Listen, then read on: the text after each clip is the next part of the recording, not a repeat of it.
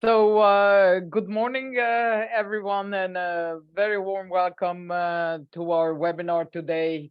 We have planned for long, and at last managed to bring on board with two prominent representatives of our National Research and Innovation Organization, SINTEF.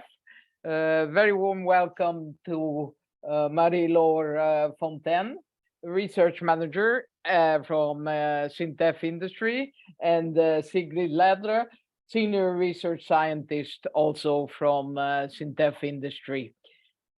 SINTEF, as you know, an organization established already in 1950 and having a CEO in now almost 20 years, 18 years until now.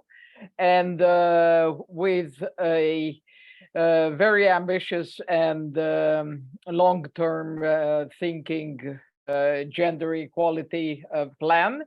We have also the privilege to have two very experienced researchers, and the proposed agenda for us today is to provide the mixture of sharing you with all of you the experiences of SINTEF when it comes to gender equality in Norway, to present our two prominent researchers, and to discuss in general how we experience the added value of gender in research and how the diversity equity plans work in practice. So let's start, and I would like to hand over to you. I know you have had also an internal discussion how we should run the session. So please, I think Sigrid, you will start, right? Yes, thank you. Yes, I'll start as I will give a general introduction to SINTEF as well, and a bit about how we're organized and some basics about our gender equality plan. So I'm just going to share my screen. Let's see. Can you see it now? Yes. Good. Very nice. So first, I just want to say thank you for inviting us to join this webinar today. It's definitely something at least I don't usually do. I talk a lot about my work. I don't talk a lot about my position as a woman, but we'll try, and then hopefully we'll get some questions from you as we go along. So I'll start off by saying a bit about SINTEF, and then I'll say a bit about myself. And then I think Marie-Laure will do the same. And then we'll have some more discussions about the specifics of our roles and how we see it as women in this industry. So SINTEF, our catchphrase is technology for a better society. For those of you who don't know us, we are one of Europe's largest independent research organizations. We're located in Norway, mainly in Trondheim, but we also have quite large offices in Oslo. And then we have some offices other places in the country as well. We have, this is all in NOK, so you can divide it by 10 if you want the euro. So the turnover is 3.8 billion NOK a year. We are about 2,200 employees. We have almost 7,000 projects, and we have more than 3,000 clients. And also it's good, at least in this fora, to point out that we have 80 nationalities hired in SINTEF. So we're quite multicultural. And that's also important for us when it comes to diversity, not just the gender part. And we have over 6,100 publications. So there's a lot of activities going on for us, especially when you think about the size of our country.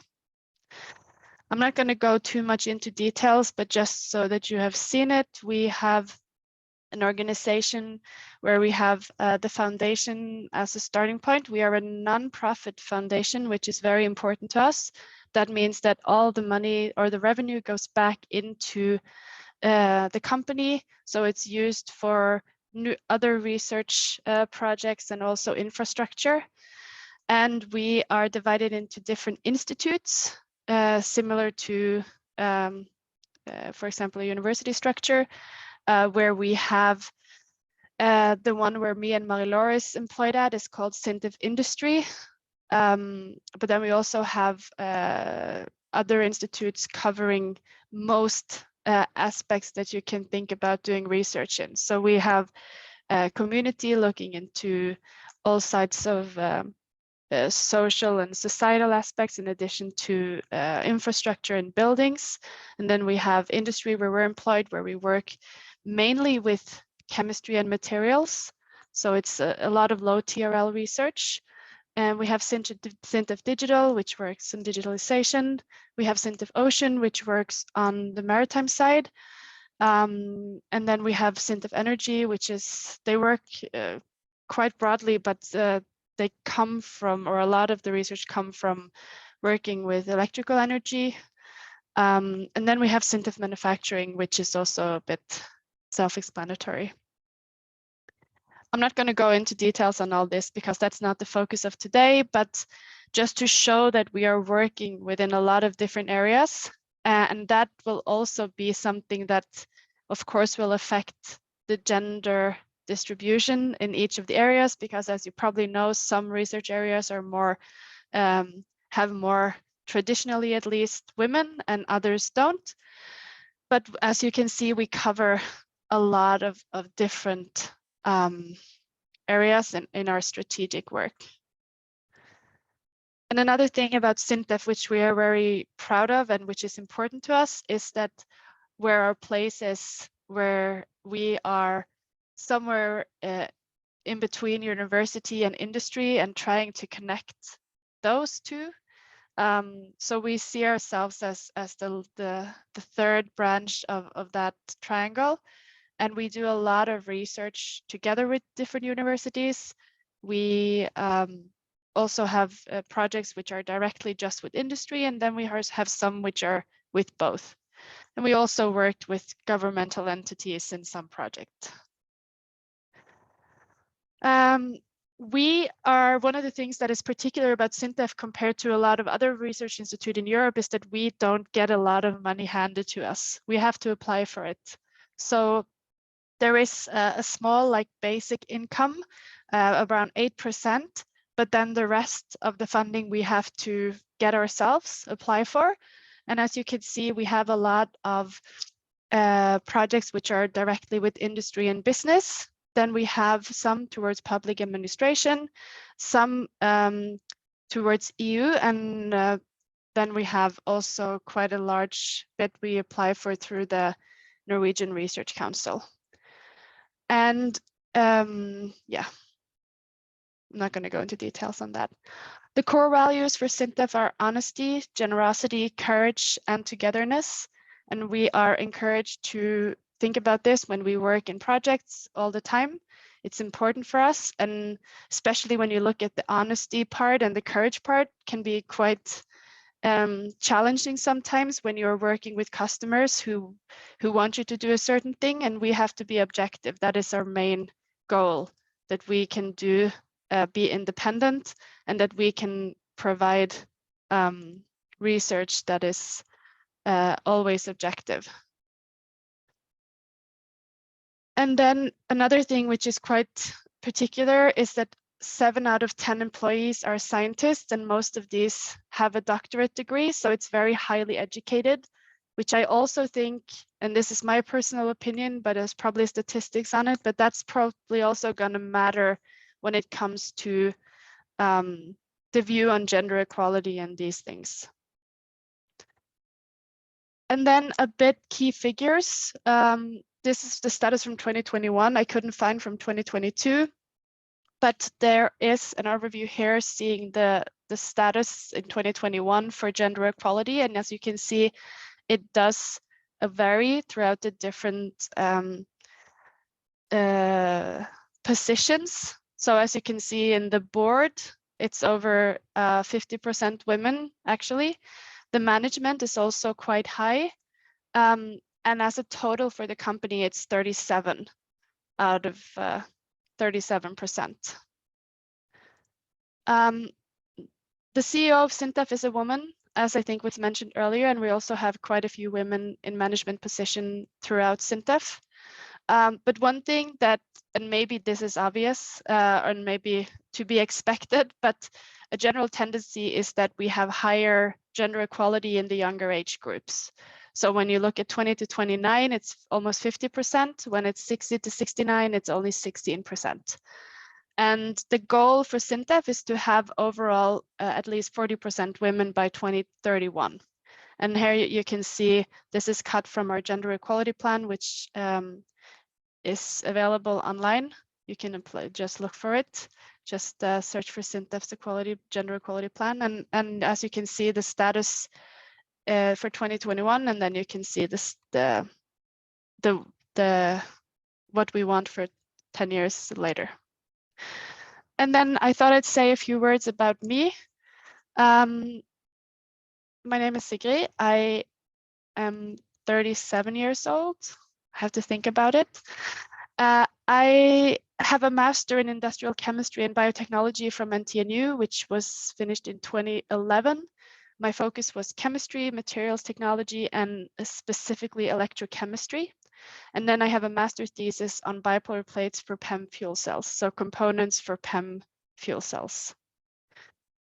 I did a PhD at NTNU as well, which was finished in 2016, where I also looked at PEM systems, but a bit broader and more specifically into corrosion of certain components in fuel cells and electrolyzers. I started as a research scientist in SINTEF in 2016, which is the standard position you get when you have a PhD. And then in last year, I became a senior research scientist. And I thought I'd just show you an overall of the type of projects I work with right now. So I have two projects that I'm involved in where we work on relatively low TRL, on still bipolar plates, which is what I did my PhD on. So this is material investigations and more specifically looking into coatings, both of these projects. I put the websites on so you can go check them out. And then I have a couple of projects which are very exciting, at least for us who have worked with hydrogen for some time in Norway, is implementation of hydrogen technologies in the maritime area. So I have two projects where they're building a hydrogen-driven or fuel cell-based vessels for aquaculture and also fishing. And then we are also involved in the production of hydrogen that goes towards these vessels as well. And then another project that I worked with this year, which was also quite interesting, moving up on the TRL scale, is this investigation we did for the Ministry of Oil and Gas, where we looked at complete value chains for hydrogen in Norway. So this one is also now readily available online, but it's only in Norwegian. So that's a bit of a problem if you want to read it. I think that's it, what I should say about myself. I'm going to give the word to Marie-Laure. Let her present herself.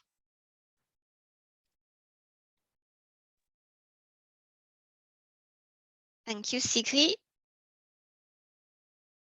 There. So Marie-Laure, please move ahead, but we don't hear you yet. Oh, you don't hear me?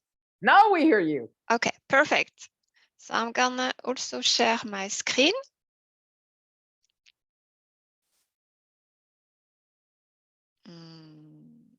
Share. So do you see the screen? Yes. Okay. Here we go. Same for me. So thank you very much for inviting me too. It's an honor. It's a privilege to join this webinar and talk a little bit about myself. And since this invitation, I have been thinking a lot. What am I gonna say? don't say anything silly. Try to be to the point. And it was good because then I have been thinking,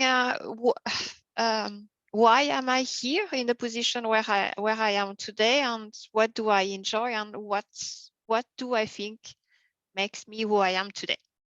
Mari, sorry for interrupting you. Could you put it on full screen, please? It's not full screen? No, Okay. not on my screen, at least. In mine, it's a Yeah. full screen. Yeah. Okay. So I'm a little. It's not in full screen now, because in mine it is. Okay, but no problem. Move ahead. Okay. So then I have decided to show you today what I think is my strength, and why I have become research manager at SINTEF. And I am, so my name is Marie-Laure Fontaine. I am French. I have been living in Norway over the past 70 years. I will skip my age for the sake of it, 40 plus. And I am research manager of a group which is called Thin Film and Membrane Technology, which is in SINTEF industry, and we belong to a department called Sustainable Energy Technology. And my strength is here. It is the group that I am managing. It is also the group that I have started with in SINTEF. Of course, there are new people that I joined that group, but when I started in SINTEF, it was with the colleagues that you can show on this picture. And as I said, many more has arrived. So who we are 19 scientists, most of us with PhD, as Sigrid mentioned. A gender balance could be better, but we are working on it. 6 women, 13 men, and 7 nationalities. And an important aspect that was mentioned by Sigrid is that because we are a non-profit organization, I believe, and because we have to compete, we have to get grants, so we have to compete with university, other research center, companies, industry. There is a strong push and a strong commitment at the team level to collaborate together to make the best of our skills and proposals. So there is a very good unity and not competition at the team level, and I would say overall at the SINTEF level, which I believe it's not common also. You don't see that everywhere, at least. So being here today is also because I can express my science and build on the science and the knowledge of my colleagues who have a complementary knowledge, and all together we have been able to move forward. So what are the research area or the activities where we are focusing on, the team and myself? So like I said, now this is a teamwork. We are working on sustainable energy technology. So what we are aiming at is to provide solutions where there is no or low environmental footprints. And for that, we are working with hydrogen production technology, but also with ammonia and what we call e-fuel, so fuel which are produced by electrification processes, for instance. We also work on developing solutions for carbon capture, transport, and utilization, so to convert CO2 into different type of fuel or other components where you can store the CO2 over a long time. We work with energy storage technology. We work with solar technology and also sensor technologies. And on the right side of my screen, you can see a number of actual processes, technology that we are focusing on. So I'm not going to detail those, but what I would like to highlight is it may look a lot for being 19 people, but there is a common feature with all this technology, and why we are able to work with them is all of them rely on oxide and mostly high temperature system, although we work also on low temperature systems. So there is a base, there is a common team that bring us together within the team and enable us to work with this different technology. And this is basically what we do, what we play with in the lab, and how we enjoy our work. We work from technology readiness level 1 to technology readiness level 6. So we are developing novel material solutions. So here, this comes from our background and competence in doing atomistic modeling. Once we have this new material solution, we are working with different synthesis methods in our labs. We work with different powder production methodology, for instance, to produce the desired materials. And then there is a lot of activity on forming, making different type of components with different geometries. We worked also on thin films technology. An important part, because we work with oxides, there is a sintering activities to get to the desired performance and quality of the parts that we are making. Then we qualify the functionality of our materials using different type of infrastructure. So we check for their performance and also how they behave over a certain amount of times, which depends on the targeted application.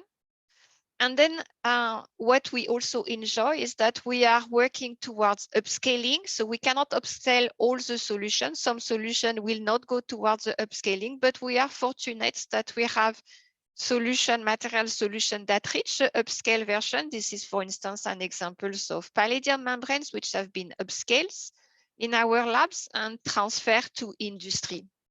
And here is one example, for instance, of a plant. This is an existing plant with a skid and a person here, just to show you the scale. And that person is sitting by a reactor where our palladium membranes have been integrated together with an industrial partner, and these are tested on site. So this is one among the many other so-called success stories that we have within the team. Of course, to do that, there is also quite a bit on the modeling at the various stages, not only at the beginning, but also throughout the different processes. So we call this multi-scale, multi-physics, to guide also our research. And you can see that to get to this point where we transfer to industry, there are a lot of steps involved. And to get these steps to be successful, we need to have a team. You need to have a team with people having different competencies and complementary competencies, and you need to work them together so that we are going from point A to point 6. And I think this is what I wanted to stress also today, and this is what I enjoy about being at SINTEF, is that we have that possibilities to get to a team, to have this team, these collaboration efforts where we work together and go towards 1 to 6. If I have to show one slide to represent our group, and what I also personally do is, as I said, our group, what we do is we start by developing new solution. That could be new material, new films, new components. Then what we are, and we try to design them, to shape them. So there is a lot of baking, there is a lot of cooking. We often make jokes that what you are doing in the lab is more or less what you are doing in your kitchen. There are a lot of processes where you are learning from our experience in actually cooking at home. Then what we need to do, and where we have some strong strengths, is that we need to understand how they behave to try to improve their properties and their lifetime. So we developed quite a bit of characterization methodology, and we utilize, of course, modeling also to speed up the understanding of their properties. And once we have achieved a base, some reliable assessment of our processes, or our material or novel solution, then we worked with industry to implement them at higher TRL. To get to that point, we need funding, and to get funding, it's also important to learn how to protect your research in some ways and how to disseminate it. So how to communicate with industry and different stakeholders, and how also to build your intellectual property. So along with this work that we are doing in our labs, in our research, in front of our computer and modeling, we are also learning and developing what we call our intellectual property rights management strategy. And this is a learning process for all the people at management level, but also for all the research scientists to be able to harvest what you are creating and make it useful and uptaken in industry. So there is also a learning curve on generating IPR, and this can be done in the form of patent, but also generating spin-off as it's being done in my group and other at SINTEF, for instance. And of course, you need funding. And the funding, as Sigrid mentioned, we are getting it through different type of instruments. We have a lot of contact with industry. Industry is driving, of course, our research because it's important. We want that the society benefit from our research. So we worked a lot with industry to try to have our research being deployed in real cases. We worked also with European projects, European source of funding, Norwegian source of funding, and various type of instruments, national, European, and international. And it's also a process here. It's a learning curve. When you start at SINTEF, you don't know about it. You don't know how to write a project. You don't know how to communicate with industry. Or sometimes you know, but most of the time you don't. And this is also what we are learning together. And little by little, you are also getting more in contact and getting more pro-efficient in these activities. I just wanted to say a little bit about myself, because before being a research manager, mostly in my office now, I enjoy a lot being in the lab, and from time to time, I'm lucky enough that I can be back in the lab. So what I do in the lab is baking and cooking. I am a manufacturing person. That's what I like to do. And one of my babies is to work on proton conducting ceramic-based technology. This is where I had most of my project activities. And these technologies are fairly innovative. They have not been there for a long time, at least to the scale where they are now. They are like 10 to 20 years. The technology is based on ceramic on oxide material. This is a micrograph where you can see a cross-section view of a cell. And the principle of this cell is that you can transport protons through a dense electrolyte. So you have a selective transport of protons to generate hydrogen from various sources of hydrogen-containing species. For instance, here we can split water to produce dry hydrogen. You can also reform methane and extract hydrogen. You can crack ammonia and extract hydrogen, and so on and so forth. So the benefit of this technology is that it's highly selective towards hydrogen. You don't need to clean your hydrogen. It is dry. You can work in pressurized conditions. So it helps providing some solution for a variety of processes. And when I started at SINTEF, we started to work on little pellets of this type of material. So we were working with novel material solution. That was about 15 years ago. And all together, because of these team efforts and all the competence that we have generated, little by little, we have moved from a small pellets to a bigger pellets, to a square, to a tubes, a small tubes, a long tubes. And along this line, we have developed our laboratories and our project portfolio. And then we have been working at higher TRL, notably, for instance, as shown in this picture, with European projects. As of now, I'm pleased also to say that along with the learning in making things, understanding how they work, building IPR and learning about project management, I also got the opportunity to become European project coordinator. So I have started with Gamer a few years ago and Winner now. So I have also built knowledge on the management and coordination of European projects, which is also a possibility that you can get through SINTEF. And again, because you have the support of your team to help you there.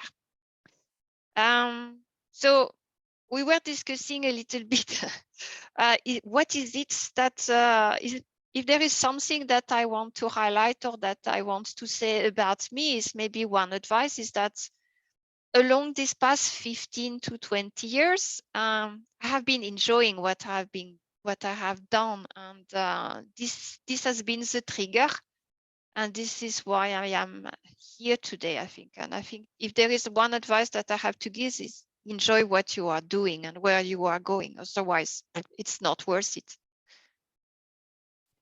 Yep, that would be me. Okay, thank you so much to both of you. I would like to say that I was not just listening carefully, but I'm really happy and proud to have heard the presentations of both of you because I think it very strongly represents what I see as core Norwegian values, and it is that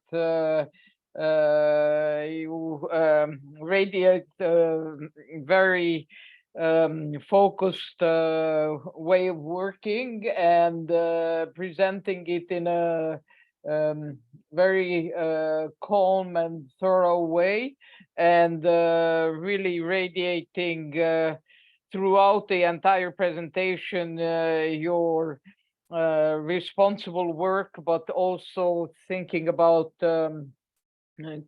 doing and providing input so that this will confirm sustainable development and research in the long run.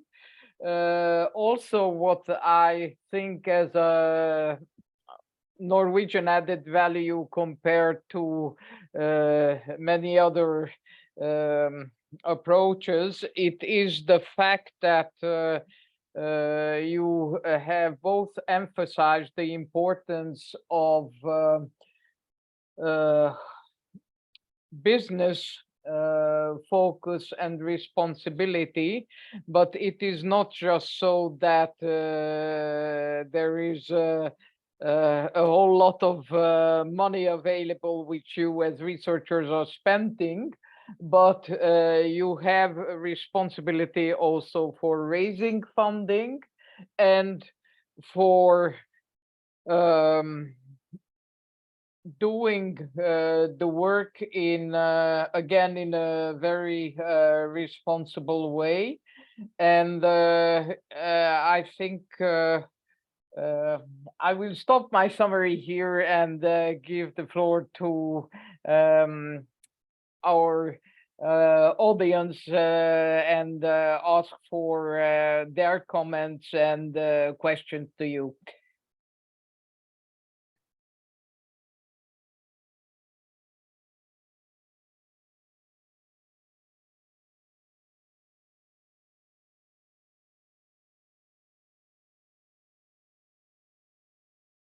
So any questions, reflections?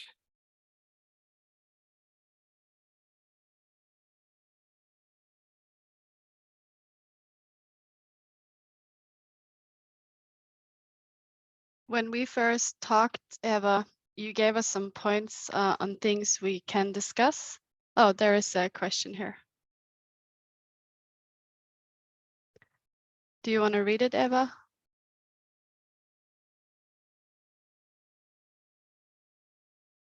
So the question is, how do you plan to achieve gender balance in your organization? That's a very good question. It's a tough one. So as Sigrid mentioned, we do have a gender balance or gender equality plan with some targets and monitoring. I would call them monitoring indicator. So this is being launched. Among those is to implement some recruitment policy or guidance to try to increase the proportion of strong female scientists or into SINTEF. But there is also about training and knowledge and communication at all the levels, at all the management positions. So we will have also some e-learning e-course that's a mandatory course that are going to be also implemented to help us, to help everybody to understand. This is among other some measure or some actions. And of course, at the line management, we have also some guidance and some feedback and discussion. And we are aware that this is something that we want to do. And we are vigilant on ensuring that we are going towards the target. Maybe I would just like to add to this that Sigrid mentioned that there will be a link, but we will also circulate the detailed SINTEF Gender Action Plan, which is a 5-pager document adopted in the end December 2021 and formally entered into force from the 1st of January 2022.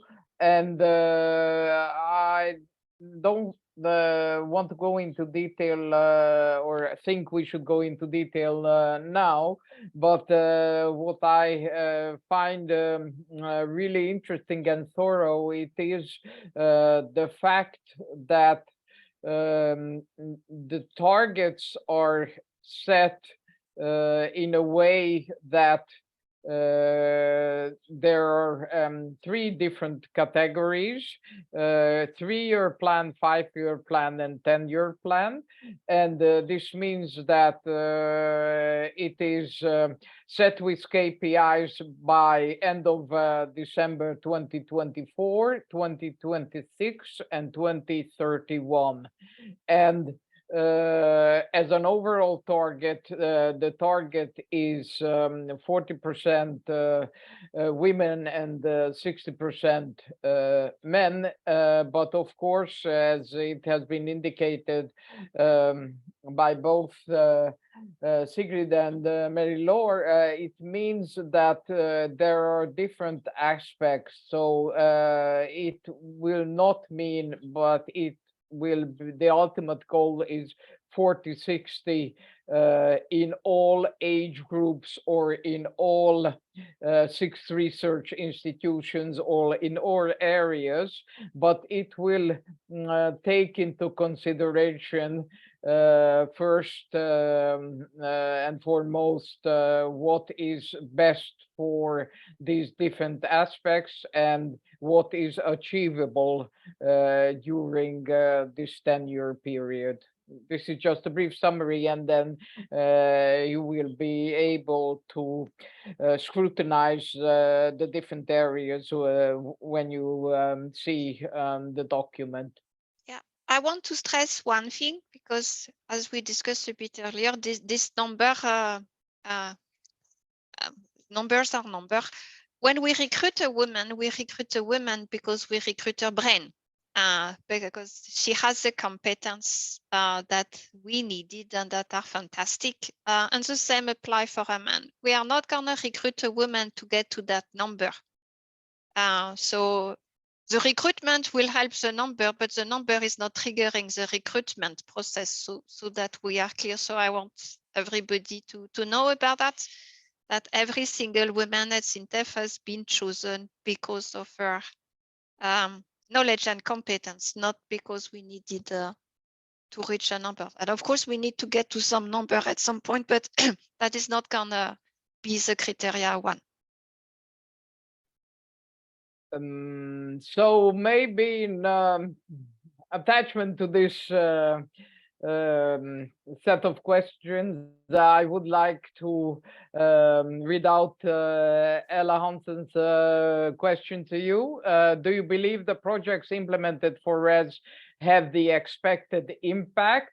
If no, why? If yes, is there a way to increase it? So what do you mean by what type of impact? You mean expected impact for the gender balance or for the RES technology, or?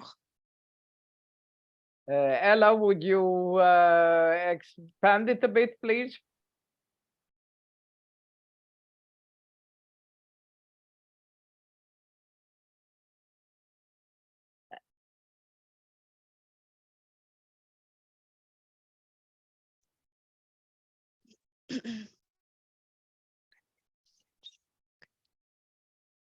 Audio issues. Ah, that's a bit. It's just don't speak. Maybe Okay, you are that's muted. so if you can just mention a little bit what type of impact, if it was regarding the gender balance or something else. Hello, can we please have your comment? I think she's typing. Okay. Oh.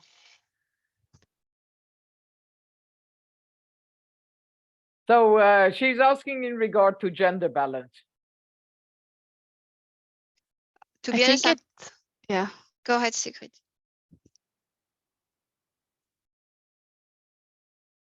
Oh, now I cannot hear you anymore.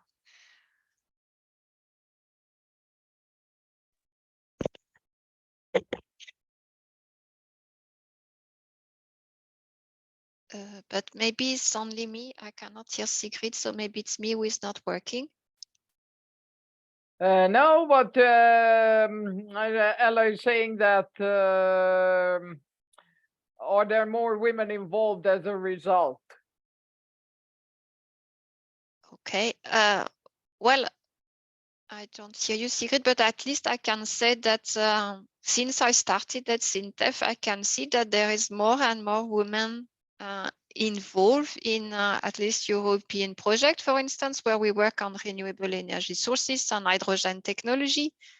So I think it's not only related to RES, but it's part of it. The proportion of women has grown, the dissemination also, they are more visible. There are also more coordinators. They used to be maybe canton a bit more in lab or in research work, but they are now VP leader, advisory board member, innovation member, exploitation member, coordinator. So I think, yes, it's getting there and more than used to be.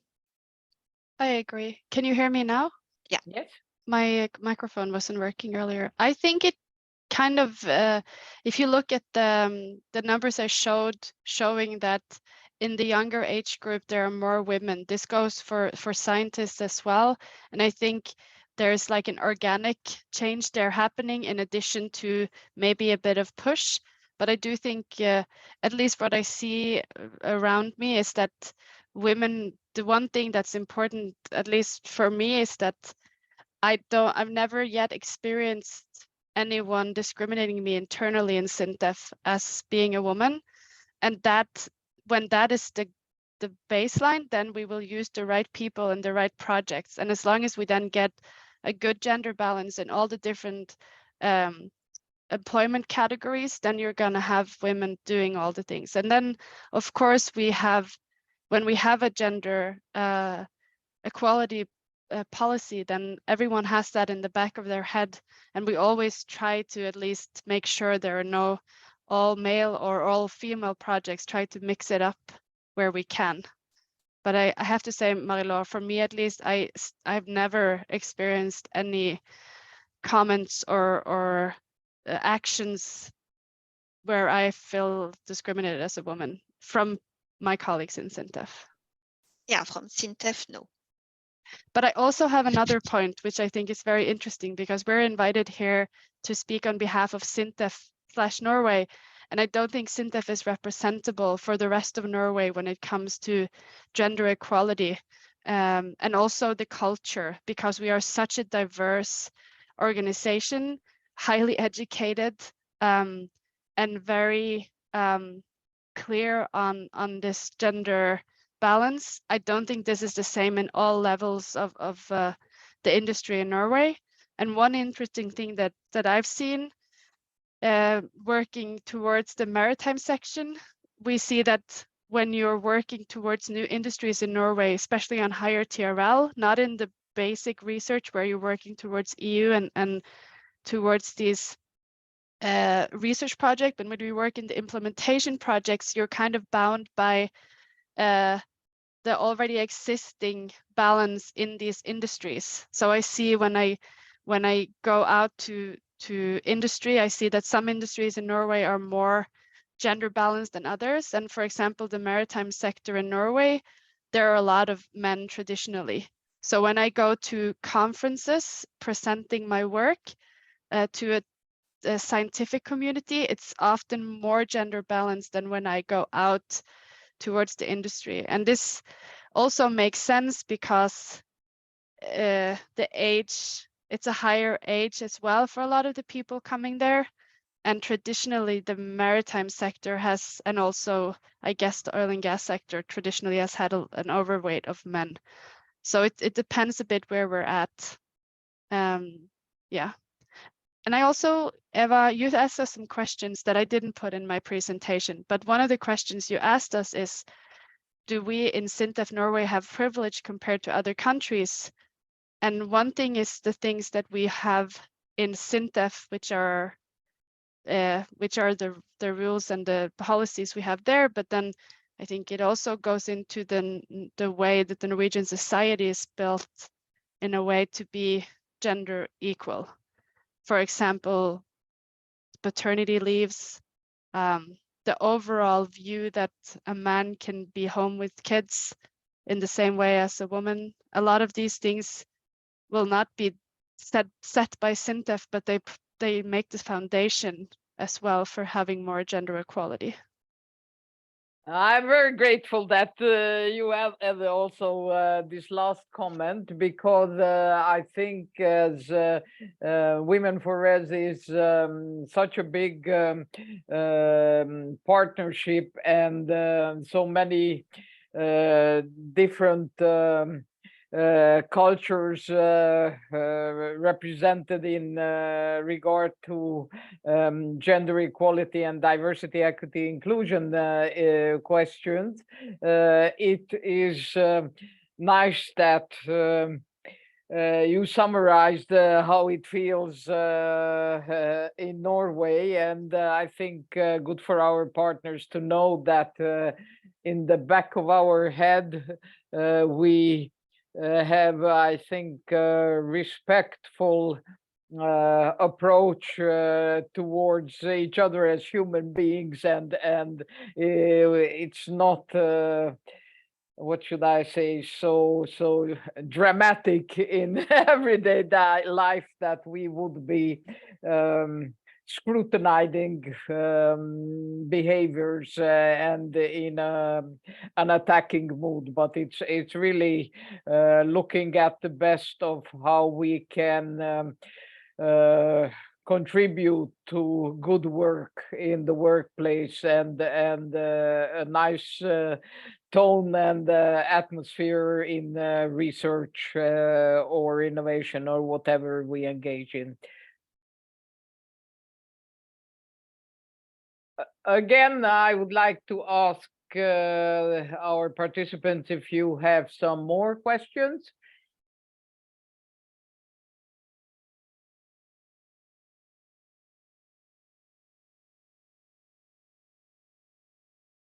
How about we turn it around?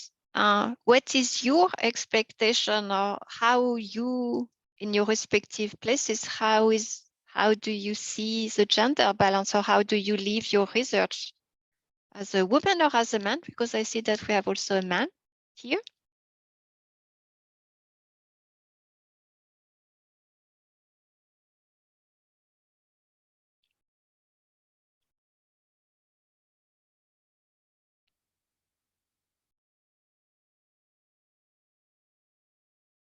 Okay.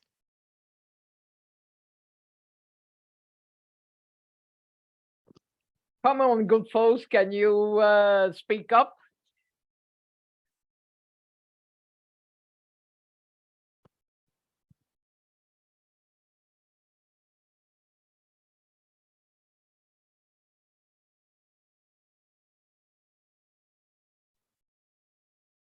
That is okay. It's not an easy topic to talk about. I know Marie-Laure had put in an advice at the bottom of her presentation that I didn't, because I thought maybe we could talk about it a bit, because when we talked to Eva, she asked us if you had some general advice for women, especially younger women coming into this research area. And as you might have remembered, Marie-Laure was saying, work with what you love and do stuff that you like to do.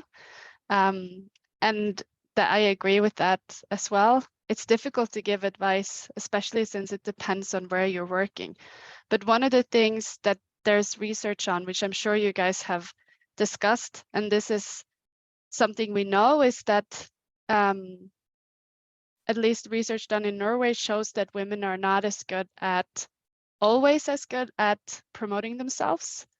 So I just want to say to people, don't worry about it, just go for it. Don't feel like you're not good enough, because often we underestimate ourselves, and that doesn't have to do necessarily with men. It's just something women are some more inclined to do.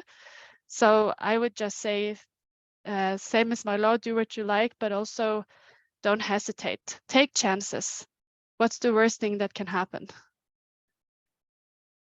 I'm very happy that you provided this input, Sigrid, because the interesting thing is that yesterday we had at the biggest European Erasmus Plus conference event workshop, which was focusing on women in microelectronics. And we had a key communication leader from former communication leader at Ericsson, who is now primarily working with women in leadership issues. And it was precisely the same message and advice she had to the young generation of researchers and startuppers in the microelectronic sector when it comes to women, that they should go for it 100% and believe in themselves, because if you do that, then that's what holds really all the way through your entire career. So I would like to express special thanks to both of you, Sigrid and Marie-Laure. I think what we set as a goal initially to share within this hour, we have covered in a very good way, and hopefully when the broader audience listens to our recording, they will have the same feelings. So thank you so much for joining and sharing your experiences, and wish both of you a very nice summer and good luck and good work in your continued research. And I would, as a final last small question, like to say to Marie-Laure that I saw a very interesting event that you are heading to in October in Valencia, and maybe you could just give a flash up for that event as a final comment from your side. Oh, thank you very much. Yes, I'm very pleased to the opportunity. So we, several European projects, we are organizing an autumn school because first of all, we like to disseminate to the younger one, and we want to attract more and more. We need the young one to come and join in the team. And that autumn school is going to be about electrochemical membrane reactor. So it's going to be a tutorial given by professors and researchers from all Europe, and also from US and so on, that will be joining over 3 days in Valencia. I'm also pleased to say that we have a gender balance in the presenter. 50-50. So we are, and again, because not because of the number matters here, but because all the people that have been invited really deserve to be there, and we are very happy to have them contributing. And yeah, so it's open for registration. It covers different type of topics, so everybody is very welcome to attend. Thank you so much, and I hope that we will maybe have a chance to get a brief summary about it after the event. So once again, I would like to thank you for your contribution, and wish you all the best for the summer, and hope to connect with you in future webinars. And thank you also for our audience. Have a lovely summer, and see you soon all. Thank you Thank very you. much. Goodbye. Thank you. Bye-bye. Bye.